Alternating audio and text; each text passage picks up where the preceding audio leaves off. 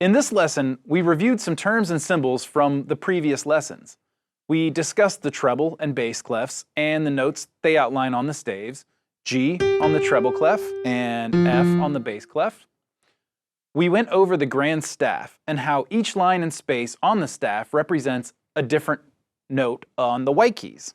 From lower to higher on the keyboard is the same as bottom to top on the staff. We mentioned playing the notes on the treble clef with the right hand and the notes on the bass clef with the left hand. We showed them the names of the notes on the grand staff, starting with the treble clef.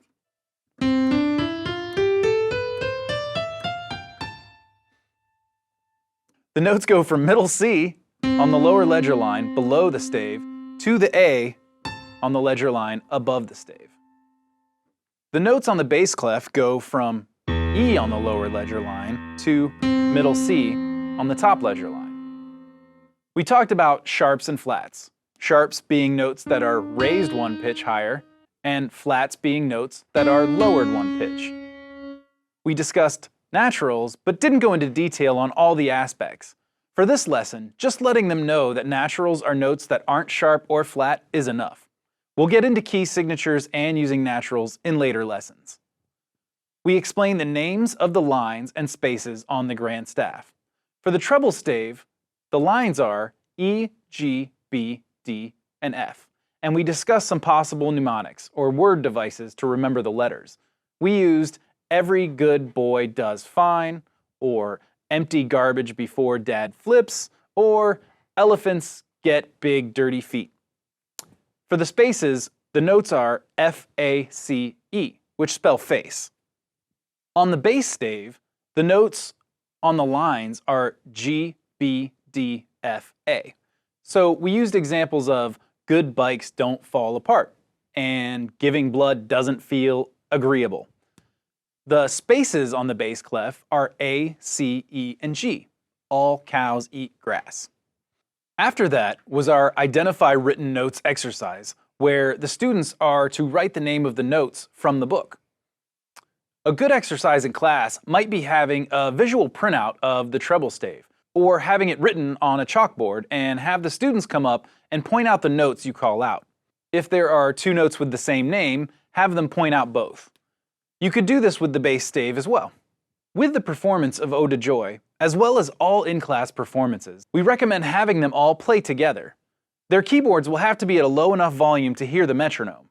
You can also break them into groups and have each group perform if that's easier for you to hear the individuals in the group. That way you can tell who might need some extra practice or assistance. We want to start the metronome at 70 beats per minute. We want to give them a 4 count after the metronome has started so they know when to begin playing. Things to look out for in this piece is to make sure their hands are playing together smoothly. They should be playing their notes on the first beat at exactly the same time.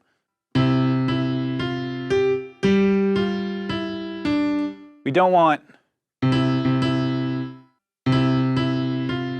We want it nice and together.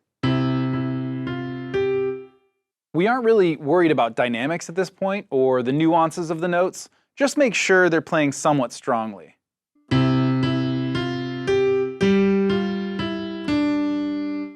Make sure their fingers stay in the C major 5 position and they're playing legato and in time. The new song is London Bridge. In this melody, we're actually going to be moving up our 5-finger position to D. Both hands should start on D, left pinky on the D below middle C, and the right thumb on the D above middle C. There is a right hand shift in the piece. In measure 7, the right hand drops the pinky from A to G after playing the D note. The right hand is then in position to play the E with finger 3 and C with finger 1. The left hand is simple and doesn't shift out of the D 5-finger position. They should watch out for the 2 half notes in measure 7, but overall, this will be much more like Ode to Joy in the left hand. Again, we want to make sure they're looking at the page and not at their hands. They will want to look down during the shift, but it should be something they feel while they watch the music. It's simply the pinky walking down one note and the rest of the fingers aligning to the new keys. Again, when learning a new song, We want to practice by taking each bar and then adding the next, repeating this process until it's clean and then adding another bar. Once the right hand is confident, we add the left. They should play the left hand by itself at least once to get the sound of the notes and feel the key positions, but it may not be necessary to practice it without the right hand for very long in this piece. Make sure they stop on the last beat of the piece, as that is where the quarter rest is. We want them to get used to playing correctly based on the sheet music, even if it's just one simple beat. As always, look for bad posture or tension. Fingers should remain in the 5-finger positions.